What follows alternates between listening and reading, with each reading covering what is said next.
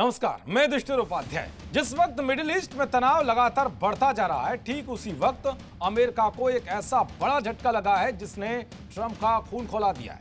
कुछ दिनों पहले खबर आई थी कि स्ट्रेट ऑफ हॉर्मुज के ऊपर गश्त के दौरान ईरान ने अमेरिका के बाहुबली कहे जाने वाले अपाचे हेलीकॉप्टर को मार गिराया था। शुरुआत में कहा जा रहा था कि हेलीकॉप्टर क्रैश हुआ है, लेकिन बाद में जब ट्रंप ने ईरान को धमकी दी कि अमेरिका इस हमले का तगड़ा जवाब देगा, तो ये बात साफ हो गई कि ईरान ने ही हेलीकॉप्टर को मार गिराया।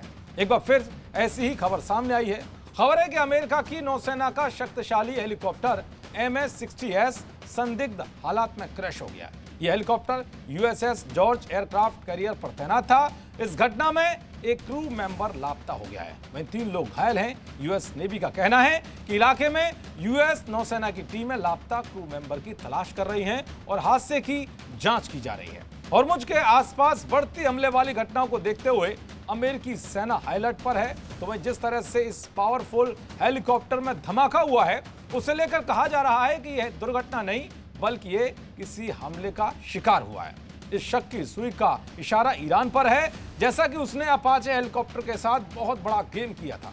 जानकारी के मुताबिक मिडिल ईस्ट में अमेरिकी नौसेना का बेड़ा बहरीन में नेवल सपोर्ट एक्टिविटी से ऑपरेट करता है। ये 5th फ्लीट फारस की खाड़ी, अरब सागर और हिंद महासागर के कुछ हिस्सों में सक्रिय है।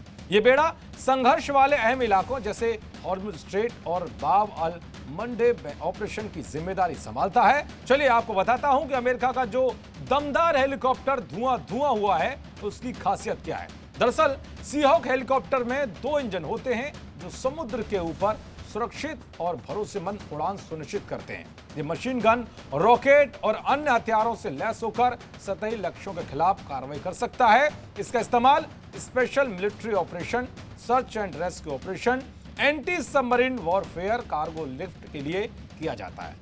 अमेरिकी सेना ने UH-60 ब्लैक हॉक को 1979 में अपने बेड़े में शामिल किया था। नेवी को साल 1983 में SH-60B सीहॉक और 1998 में SH-60F मिला।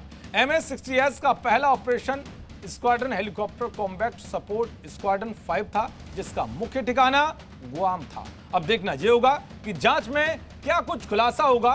क्या वाकई ये क्रैश हुआ है या फिर ये हमले का शिकार हुआ है। देखते रहिए जी न्यूज़। नमस्कार।